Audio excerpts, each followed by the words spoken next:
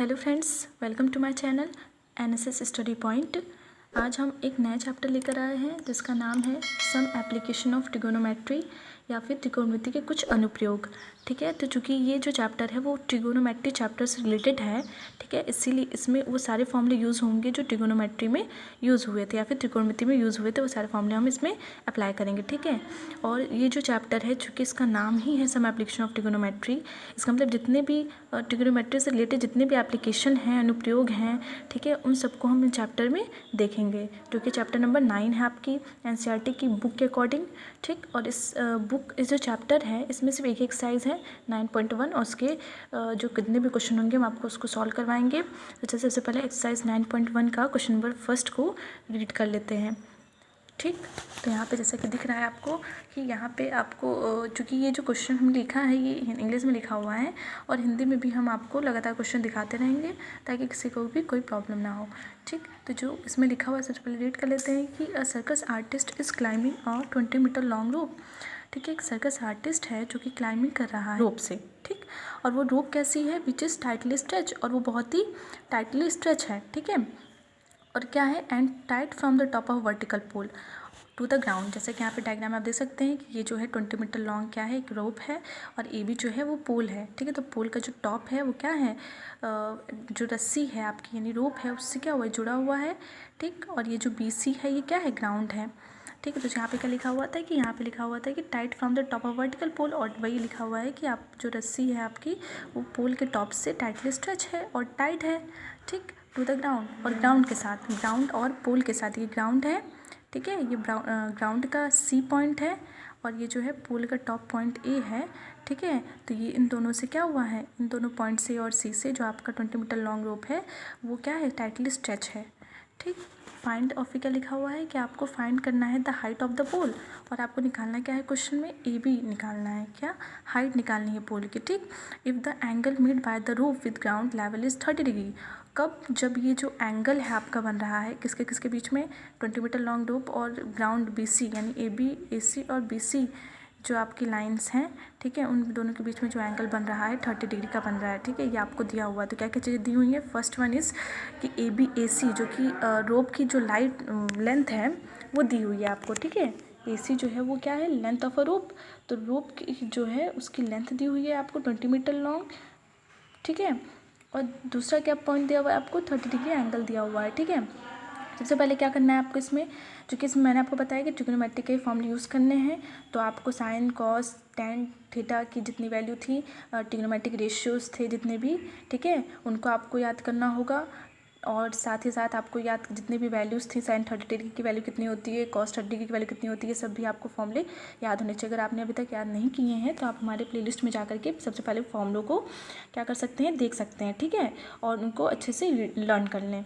ठीक, उसके बाद फिर आप इन क्वेश्चन को सॉल्व करें। ठीक, अब चूँकि ये जो है हमारा जो दिया हुआ है हम सबसे पहले वो लिख लेते हैं। ठीक है, क्वेश्चन को करने का सबसे पहले तरीका क्या होता है, सबसे पहले आपको जो चीज़ें दी हुई होती हैं उनको पहले लिख लेना चाहिए और क्या चीज़ें निकालनी है उसको लिख लेना चाहिए, फिर आपको उसके अकॉर्डिंग ही क्या करना चाहिए, क्वेश्चन को सॉल्व करना चाहिए। ठीक है, तो सबसे पहले हम लिख लेते हैं कि क्या चीज़ दिया हुआ है। तो सबसे पहले जब हम सॉल्व करेंगे तो सबसे पहले कुछ बेसिक टर्म लिख लेंगे।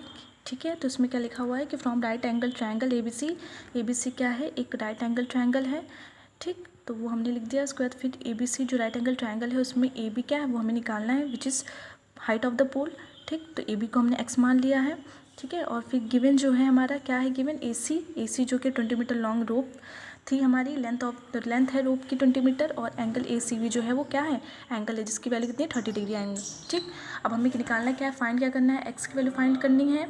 तो अब जैसे कि आप देख सकते हैं कि यहाँ पर ए बी सी एक राइट एंगल ट्रायंगल है जिसमें ए सी जो है वो हमारा लंब कर्ण है यानी हाइपोटेन्यूस है, ए बी जो है वो परपेंडिकुलर है यानी लंब है, और बी सी बेस है। ठीक है, और एंगल क्या है, 30 डिग्री है, और इसमें एच जो है वो हमें दिया हुआ है और पी नहीं दिया हुआ है। ठीक है, पी हमें फाइंड आउट करना है। तो चूँकि साइन थीटा इक्वल टू होता है लंब बटे कर्ण यानी पी अपॉन एच, जिसमें कि हमारा पी और एच में रिलेशन होता है। ठीक है, तो अगर हमें एक एच पता हो तो पी हम निकाल सकते हैं, या फिर पी पता होता तो एच निकाल लेते। ठीक है, तो चूँकि यहाँ पे एच पता है तो और हमें पी निकालना है तो हम sine theta equal to P upon H का फॉर्मूला यूज़ करेंगे। ठीक है, और इसमें जो थीटा की वैल्यू कितनी रख देंगे, 30 डिग्री। ठीक है, यहाँ पे ये क्या है, एक एंगल है हमारा। ठीक है, और एच जो है हमारा हाइपोटेनियस है 20 मीटर, तो एच की जगह 20 मीटर रख देंगे हम। और पी जो है, जो कि हमारा ए बी है, जिसको हमने एक्स माना था, ठीक है, उसको हम लोग ए बी की जगह क्या रख देंगे, एक्स रख देंगे, जो कि हमें निकालना है। ठीक है, तो हम ऐसा करेंगे तो क्या हो जाएगा, यहाँ पे we know that sine theta equal to P upon H, यानी लंब बटे कोण होता है। और यहाँ पे थीटा जो है हमें दिया हुआ है, क्या है, 30 डिग्री एंगल है। यहाँ पे ए बी जो है एक्स है विच इज़ अननोन, और ए सी जो है, जो कि नोन था, 20 मीटर लॉन्ग रोप थी, वो हमने यहाँ पे लिख दिया है। और यहाँ पर जो साइन 30 डिग्री की वैल्यू होती है 1/2, तो हमने यहाँ पे पुट कर दिया, और x/20 हो जाएगा राइट हैंड साइड में। फिर ए बी इक्वल टू कितना हो जाएगा, x इक्वल टू 10 मीटर, जो कि x क्या है, ए बी है, तो A B equal to x equal to 10 metre, ये क्या हो जाएगा, हाइट ऑफ द पोल। ठीक है, तो हम क्या लिख सकते हैं, आंसर करके हम लिख सकते हैं कि therefore height of the pole is 10 metre. तो इसका मतलब कि क्वेश्चन नंबर फर्स्ट जो है हमारा वो सॉल्व होता है। ठीक है, ऐसे ही रिलेटेड, इसी से रिलेटेड बहुत सारे क्वेश्चंस हैं, सिमिलर हैं, वो आप खुद भी कर सकते हैं। ठीक है, लेकिन हम आपको करवा देंगे। ठीक, क्वेश्चन नंबर 2 को सबसे पहले रीड कर लेते हैं। इसमें क्या लिखा हुआ है, a tree breaks due to storm and the broken parts bend so that the top of the tree touches the ground making an angle 30 degree with it।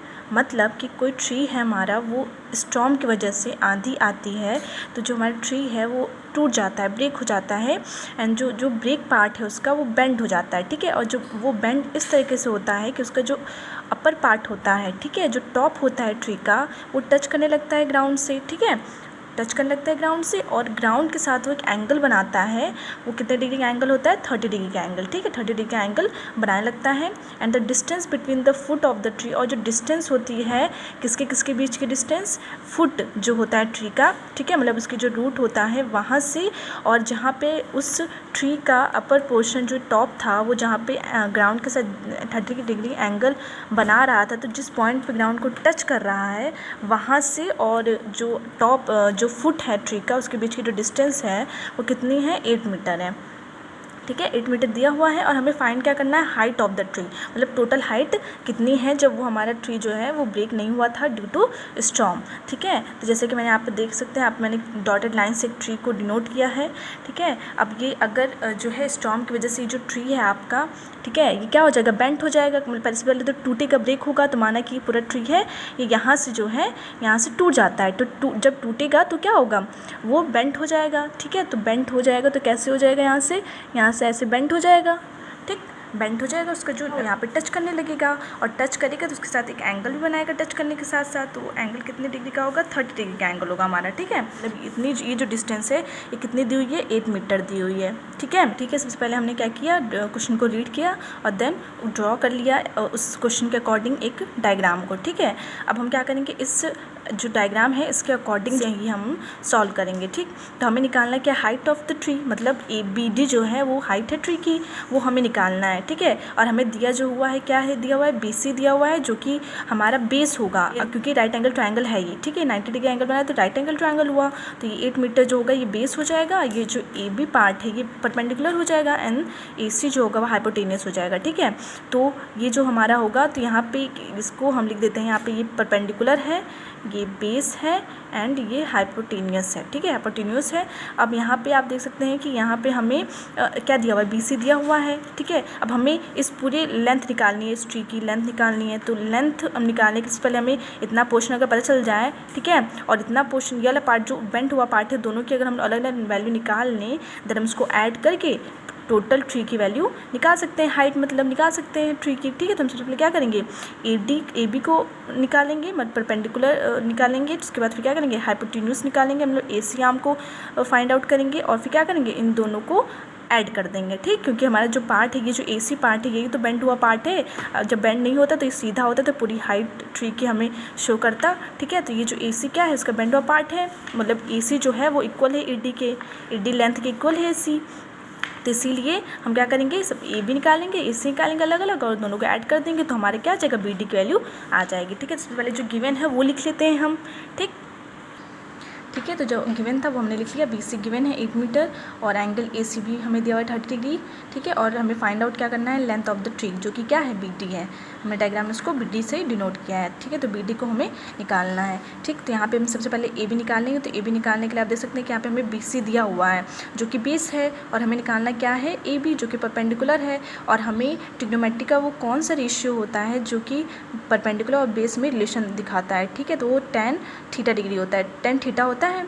tan theta equal to क्या होता है, P/B होता है, perpendicular upon base होता है, ठीक है। तो यहाँ पे हम लोग क्या करेंगे, tan थीटा का इस्तेमाल करेंगे। तो tan थीटा जो यहाँ पे थीटा क्या दिया हुआ है, थीटा हमें दिया हुआ है कितना है, एंगल 30 डिग्री। तो हम क्या करेंगे, आप लिख देते हैं tan 30 डिग्री इक्वल टू कितना, AB/BC, ठीक है। तो AB/BC हो गया, ठीक है। और AB हमें तो नहीं दिया हुआ, AB हमें फाइंड आउट करना है, तो AB को ऐसे रहने देंगे। और BC कितना हुआ है, 8 है, तो 8 लिख देंगे। अब क्या करेंगे, tan 30 डिग्री की वैल्यू होती है 1/√3, तो उसको हम लिख देते हैं 1/√3, ठीक है। यहाँ पे AB/8 हो जाएगा। अब क्या करेंगे, AB इससे निकाल सकते हैं। अब हमें दो चीज़ें दी हुई हैं और हमें AB जो है, जो अननोन फैक्टर है, उसको हम लोग एक साइड ले आएंगे, और जो हमें नंबर्स में दिया हुआ है उसको हम एक साइड ला करके और AB की वैल्यू निकाल लेंगे, ठीक है। तो कितनी हो जाएगी, 8/√3, इतना आंसर हो जाएगा AB का, ठीक है। अब हम क्या करेंगे, AC की वैल्यू निकाल लेंगे। तो AC जो है यहाँ पे हाइपोटेनियस है और हमें बेस दिया हुआ है, ठीक है।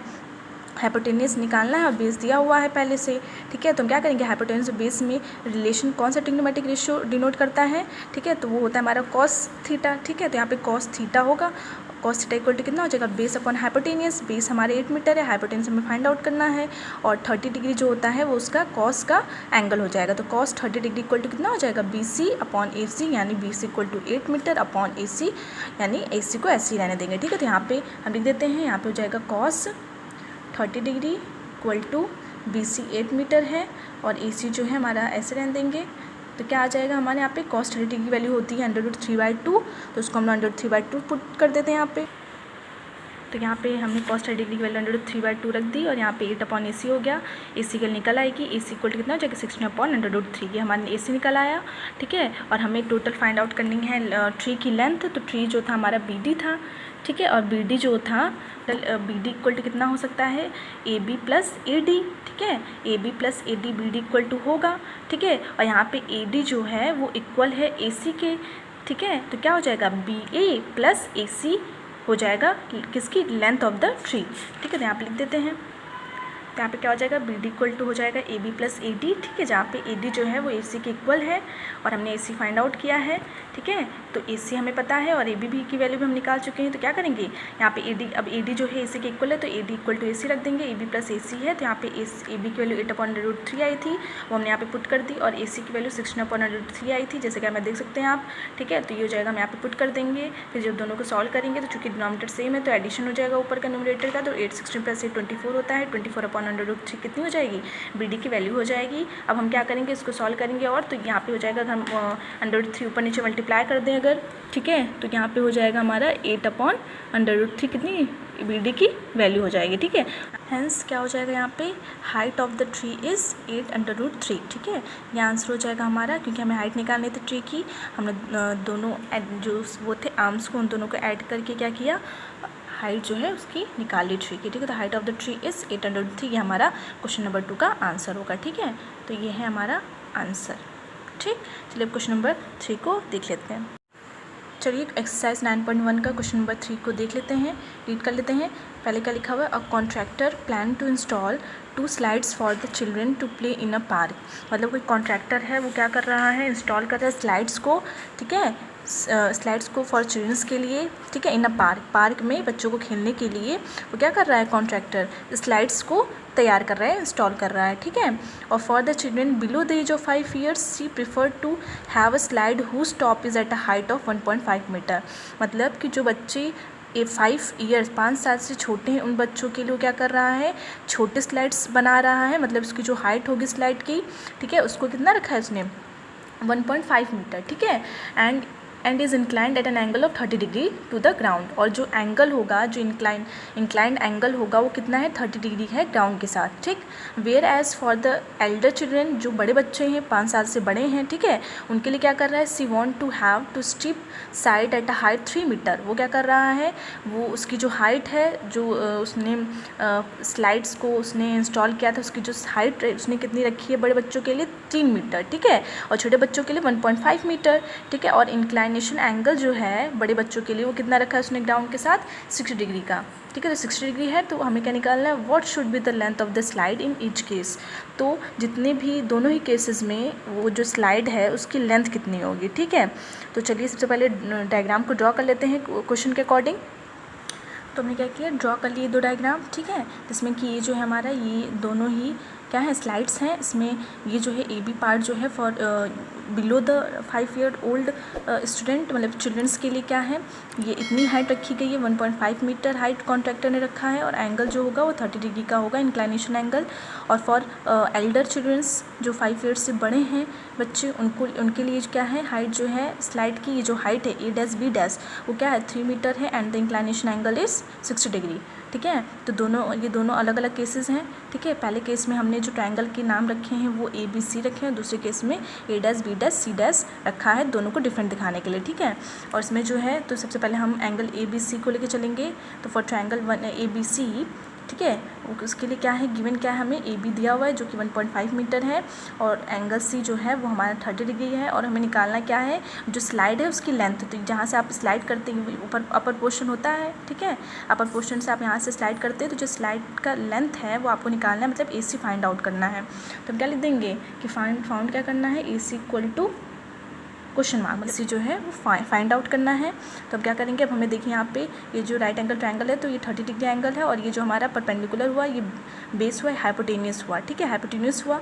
और हमें निकालना क्या है ए सी और ए बी दिया हुआ है तो हाइपोटेनियस क्या है हमारा एच है और पी दिया हुआ है। तो अगर हम लोग साइन थीटा का फॉर्मूला लगा दें, ठीक है, तो उससे हम क्या कर सकते हैं हाइपोटेनियस निकाल सकते हैं क्योंकि उसमें रिलेशन होता है परपेंडिकुलर और हाइपोटेन्यूस के बीच में, ठीक है। तो अब हाइपोटेन्यूस हमें पता नहीं है, ठीक है, लेकिन हमें क्या पता है परपेंडिकुलर पता है और एंगल पता है। तो जब 2 चीज़ें पता है और एक चीज़ अननोन है तो हम निकाल सकते हैं उसको। तो क्या करेंगे, यहाँ पे लिख देते हैं साइन 30 डिग्री, ठीक है। तो यहाँ पे लिख देते हैं साइन 30 डिग्री क्यों, क्योंकि यहाँ पे एंगल आपका 30 डिग्री दिया हुआ है, ठीक है। तो 30 डिग्री इक्वल टू कितना हो जाएगा, A B upon A C, A B upon A C यानी परपेंडिकुलर अपॉन हाइपोटेन्यूस। और ए बी कितना दिया हुआ है 1.5 और ए सी कितना दिया हुआ है हमारा, ए सी नहीं दिया हुआ है, ठीक है। तो ए सी को हम एज इट इज़ लिख देंगे। अब क्या करेंगे, साइन 30 डिग्री की वैल्यू कितनी होती है, साइन 30 डिग्री की वैल्यू होती है 1/2, तो ये 1/2 हो जाएगा, ठीक है। और यहाँ पे ए बी जो है वो हमारा 1.5 था तो वो 1.5 एज इट इज़ लिख देंगे और ए सी को यहाँ पे लिख देंगे, ठीक है। क्या करेंगे, ए सी को एक साइड कर लेंगे और जो हमारे नंबर्स हैं उनको एक साइड कर लेंगे। जो 1.5 से आप 2 को मल्टीप्लाई करेंगे तो क्या हो जाएगा 3 मीटर, कितना आ जाएगा आंसर, 3 मीटर आंसर हो जाएगा। मतलब ए सी जो है मतलब जो पहले for triangle A B C के लिए जो लेंथ होगी स्लाइड की, ए सी की जो वैल्यू होगी वो कितनी होगी 3 मीटर होगी, ठीक है। तो वो हमारा 3 मीटर आंसर आया है। तो पहले केस के लिए हमने सॉल्व कर लिया, लेंथ निकाल ली किसकी, स्लाइड के लेंथ जो है ए सी वो हमने फाइंड आउट कर ली। अब हम क्या करेंगे, सेकेंड केस के लिए triangle A dash B dash C dash के लिए लेंथ की जो लेंथ है स्लाइड की उसको निकाल लेते हैं। सिमिलरली हम क्या करेंगे, for triangle A dash B dash C dash के लिए निकाल लेंगे। तो गिवन क्या था, ए डैश बी डैश जो कि 3 मीटर है एंड एंगल सी जो है वो 60 डिग्री है एंगल सी, और जो ए डैश सी डैश है वो अननोन है, वो हमें फाइंड आउट करना है। तो देन इसमें भी हम क्या करेंगे 60 डिग्री साइन का फॉर्मूला लगाएंगे क्योंकि इसमें हमारा परपेंडिकुलर हाइपोटेन्यूस में रिलेशन दिया हुआ इसलिए, ठीक है। तो ए डैश बी डैश अपॉन ए डैश सी डैश हो जाएगा और 60 की वैल्यू √3/2 होती है तो हमने यहाँ पे लिख दिया और जो ए डैश बी डैश की वैल्यू पुट कर दी और ए डैश सी डैश जो है उसको एज इट इज़ हमने लिख दिया है। अब क्या करेंगे, ए डैश सी डैश की वैल्यू निकाल देंगे तो इसको एक साइड ले आएंगे और सारे नंबर्स को एक साइड कर देंगे। देन अब इसको क्या करेंगे, इसको हम लोग और सॉल्व करके, ठीक है, इसको हम और सॉल्व करके क्या करेंगे, ए डैश की वैल्यू ए डैश सी डैश की वैल्यू हमने कितनी ला दी 2/√3, ठीक है। तो ये हमारी क्या होगी लेंथ होगी स्लाइड की फॉर सेकंड जो हमारा केस था उसके लिए, ठीक है। तो हैंस क्या हो जाएगा, जो लेंथ हो जाएगी स्लाइड की, hence the length of these slides are 3 metre and 2/√3 metre, ये क्या हो जाएगा हमारा, ये हो जाएगा आंसर, ठीक। चलिए अब क्वेश्चन नंबर 4 देख लेते हैं। तो क्वेश्चन नंबर 4 को सॉल्व करने से पहले कुछ टर्म्स देख लेते हैं जो कि हमारे एंगल से रिलेटेड हैं। वो क्या है, एंगल ऑफ एलिवेशन फर्स्ट। तो उन्नयन कोण जो होता है, एंगल ऑफ एलिवेशन कब बनता है, जब हम किसी ऑब्जेक्ट को अपने जो हेड होता है उसको ऊपर उठा करके देखते हैं। जैसे अगर कोई भी, जैसे यहाँ पे काइट दिख रही है आपको, जब काइट जो है आसमान में उड़ती है, ठीक है, तो हम अपना क्या होता है सर ऊपर उठा के देखते हैं ना, ठीक है। तो जब कोई भी ऑब्जेक्ट जो है अगर हम उसको अपना सर उठा करके देखेंगे, ठीक है, ऊपर की ओर, ठीक है, तो वो हमारा तब कौन सा एंगल बनता है, उन्नयन कोण। और अवनमन कोण कब बनता है, जब हम किसी भी ऑब्जेक्ट को अपनी जो हेड है उसको अपने सर को नीचे झुका के देखते हैं, ठीक है। जैसे अगर आप अवनमन कोण में, जैसे अगर आप कोई भी गर्ल है या फिर कोई भी अपने छत से नीचे भी कोई ऑब्जेक्ट है, बॉल है, उसको देखता है, ठीक है, तो आप ऊपर से नीचे की ओर देख रहे हैं, ठीक है। जब ऊपर से नीचे की ओर देखते हैं तो अवनमन कोण बनता है, ठीक है, जिसको हम एंगल ऑफ डिप्रेशन बोलते हैं। उन्नयन कोण कब बनता है, जब हम किसी भी ऑब्जेक्ट को अपना सर उठा करके देखते हैं, जैसे आसमान की ओर, ठीक है। जब आप आसमान की ओर देखते हैं, ठीक है, तो आप अपना सर क्या होता है ऊपर उठाते हैं, ठीक है, तो उस समय जो एंगल बनता है उसको क्या कहते हैं, उन्नयन कोण या फिर एंगल ऑफ एलिवेशन। एंड जब अवनमन कोण कब बनता है, जब हम किसी भी ऑब्जेक्ट को अपना सर जो है झुका करके देखते हैं, ठीक है। किसी भी ऑब्जेक्ट को नीचे की ओर, जब कोई ऑब्जेक्ट होता है तो अपने तो नीचे की ओर जब देखते हैं, ठीक है, ऊपर से जब नीचे की ओर देखेंगे तो अवनमन कोण होगा, और जब नीचे से ऊपर की ओर देखेंगे तो क्या होगा, उन्नयन कोण होगा। तो पहला डिफरेंस ये हुआ। दूसरा ये होता है कि जो ऑब्जेक्ट होता है, जैसे यहाँ पे ऑब्जेक्ट है तो इसको यहाँ पे क्या है, ये ऊपर है तो क्या हो गया, उन्नयन कोण बन रहा है पहली बात तो, क्योंकि ऑब्जेक्ट जो है हमारा वो नीचे से हम ऊपर की ओर देख रहे हैं, ठीक है, इसलिए क्या होगा यहाँ पे उन्नयन कोण बनेगा, एंगल ऑफ एलिवेशन। और लाइन ऑफ साइट क्या होता है, जब हम किसी भी ऑब्जेक्ट को देखते हैं तो हमारी लाइन, हमारी जो आँख होती है आइज से उस ऑब्जेक्ट की पॉइंट तक जो लाइन अगर हम ड्रॉ करें तो उसको हम लोग क्या करेंगे, लाइन क्या कहते हैं, लाइन ऑफ साइट कहते हैं या दृष्टि रेखा कहते हैं, ठीक है। और जो क्षैतिज स्तर क्या होता है, जो हमारा नॉर्मल हॉरिजॉन्टल लाइन होता है, ठीक है। वैसे ही यहाँ पे जो अवनमन कोण का एग्जांपल है, यहाँ पे देख सकते हैं, यहाँ पे ये है बालकनी में कोई गर्ल जो है वो खड़ी है, कोई भी लड़की खड़ी है बालकनी में, ठीक है, और उसका जो वो चूँकि ऊपर से नीचे की ओर देख रही है, इसीलिए क्या होगा, अवनमन कोण बनेगा। जैसे मैंने आपको बताया अवनमन कोण कब बनता है, एंगल ऑफ डिप्रेशन, जब कोई भी चीज़ हम ऊपर से नीचे की ओर देखते हैं, तो नीचे की ओर देख रहे हैं, यहाँ पे अवनमन कोण बनेगा, ठीक है। और यहाँ पे जो दृष्टि रेखा है, लाइन ऑफ साइट, वो क्या हो जाएगी, जो हम जिस ऑब्जेक्ट को जैसे देख रहे हैं तो उस ऑब्जेक्ट की किसी भी बिंदु, वो पॉइंट और जो हमारे आइस के पॉइंट को अगर हम लोग लाइन को मिला दें, पॉइंट को मिला दें, तो जो लाइन ड्रॉ होगी उसको हम लोग क्या कहेंगे, लाइन ऑफ साइट कहेंगे, ठीक है। तो यहाँ पे क्या होता है, पहला डिफरेंस तो समझ में आ गया। दूसरा डिफरेंस ये होता है कि यहाँ पे जो हॉरिजॉन्टल लाइन होती है, ठीक है, उसके ऊपर जो होता है, उसके ऊपर ऑब्जेक्ट हमारा होता है जिसको हम लोग देखते हैं, ठीक है। दूसरा जो डिफरेंस है वो यही है कि पहले उन्नयन कोण जब बनता है, एंगल ऑफ डिप्रेशन, जब उन्नयन कोण बनता है यानी एंगल ऑफ एलिवेशन जब बनता है, ठीक है, तब क्या होता है कि जो हमारा क्षैतिज स्तर होता है यानी हॉरिजॉन्टल जो लाइन होती है, ठीक है, लेवल होता है, वो उसके ऊपर हमारा ऑब्जेक्ट होता है जिसको हम लोग देख रहे होते हैं। और अवनमन कोण में या फिर एंगल ऑफ डिप्रेशन में क्या होता है कि जो हमारा ऑब्जेक्ट होता है हमेशा क्षैतिज रेखा से नीचे होता है, या क्षैतिज जो हॉरिजॉन्टल लाइन होती है उससे नीचे हमारा ऑब्जेक्ट होता है। ये दो डिफरेंस होते हैं, ठीक है। तो एंगल ऑफ एलिवेशन और एंगल ऑफ डिप्रेशन आपको समझ में आ गया होगा। चलिए अब क्वेश्चन नंबर 4 को देख लेते हैं। तो सबसे पहले रीड कर लेते हैं क्वेश्चन। तो यहाँ पे क्या लिखा हुआ है, द एंगल ऑफ एलिवेशन। तो यहाँ पे देखिए एंगल ऑफ एलिवेशन मतलब कौन सा कोण बन रहा है, उन्नयन कोण बनना है। इसका मतलब क्या है कि इसमें भी कोई भी पर्सन जो होगा वो क्या नीचे से ऊपर की ओर किसी भी ऑब्जेक्ट को देख रहा होगा, ठीक है। और फिर क्या है, elevation of the top of a tower, ठीक है, टावर के टॉप को कोई भी जो स्टूडेंट है या फिर कोई भी एनीबडी वो क्या कर रहा है, देख रहा है क्या, टावर के टॉप को, ठीक, ऑन द ग्राउंड पर खड़े होकर के, which is 30 metre away from the foot of the tower, जो कि क्या है 30 मीटर अवे है, जो फुट है टावर के। जैसे यहाँ पे AB हमने जो टावर है, ठीक है, ड्रॉ किया है, और यहाँ पे C पे कोई भी पर्सन अगर स्टैंड खड़ा है, ठीक है, तो वो क्या करेगा, उन्नयन कोण बना रहा है, इसका मतलब ऊपर की ओर देखेगा, मतलब ये जो टावर है, टावर की जो टॉप है A, उसको क्या कर रहा है, वो देख रहा है, तो उन्नयन कोण बनेगा जो कि 30 डिग्री का है। और जो डिस्टेंस होगी उस जो टावर है उसका जो फुट है, और जो जहाँ पे खड़े होकर के वो देख रहा है कोई भी पर्सन उस टावर के टॉप को, उसके बीच की डिस्टेंस कितनी होगी, 30 मीटर होगी, ठीक है। तो क्या की चीज़ दी हुई है हमें, 30 डिग्री दिया हुआ है, ठीक है, जो कि एंगल है, एंगल ऑफ एलिवेशन है, और 30 मीटर जो है वो डिस्टेंस B से दिया हुआ है। हमें निकालना क्या है, find the height of the tower, मतलब टावर की हाइट निकालनी है, मतलब AB की वैल्यू निकालनी है। तो क्या करना होगा, जो गिवन है पहले वो लिख लेते हैं। Let A B the height of the tower. A B क्या है, हाइट है टावर की, माना है हमने, और गिवन क्या है, बी सी जो कि 30 मीटर है और एंगल सी जो कि 30 डिग्री है, और ए बी हमें निकालना है। ठीक है, तो चूँकि यहाँ पे आप देख सकते हैं कि बी सी दिया हुआ है विच इज़ बेस, ठीक है, और पी जो है परपेंडिकुलर जो है ए बी हमें निकालना है। तो वो ट्रिग्नोमेट्रिक रेशियो जो होता है कौन सा होता है जो कि परपेंडिकुलर बेस में रिलेशन बताता है, वो होता है tan थीटा। ठीक है, तो यहाँ पे tan थीटा की वैल्यू रख देंगे। ठीक है, तो tan थीटा जो है हमारा यहाँ पे 30 डिग्री दिया हो तो tan 30 डिग्री हो जाएगा, और A B upon B C हो जाएगा which is P upon B. ठीक है, और ए बी जो है हमारे कितना है, ए बी जो है वो ए बी को ए बी रहने देंगे जिसको हमको फाइंड आउट करना है, और जो बी सी हो 30 डिग्री दिया होता है यहाँ पे 30 डिग्री लिख देंगे, और tan 30 डिग्री की वैल्यू कितनी होती है 1/√3, तो 1/√3 हमने लिख दिया है। और क्या कर दिया, उसको सॉल्व किया, जिसको सॉल्व करने के बाद हमारा आंसर क्या आया है, ए बी इक्वल टू 10/√3। ठीक है, आंसर आया है, तो हमने क्या लिख दिया, therefore the height of the tower is 10/√3 which is answer. ठीक है, जो कि हमारा आंसर है। ठीक है, तो क्वेश्चन नंबर 4 भी सॉल्व कर लिया हमने। तो ऐसे ही बहुत सारे क्वेश्चंस जो हैं सिमिलर हैं, आप चाहें तो खुद भी कर सकते हैं। एक दो अगर आपको पता चल गया हो तो आप खुद भी अपने आप से सॉल्व कर सकते हैं। ठीक है, तो आज के लिए बस इतना ही। अगर आपको हमारी वीडियो अच्छी लगी हो तो लाइक शेयर सब्सक्राइब करना ना भूलें। Thank you so much for watching.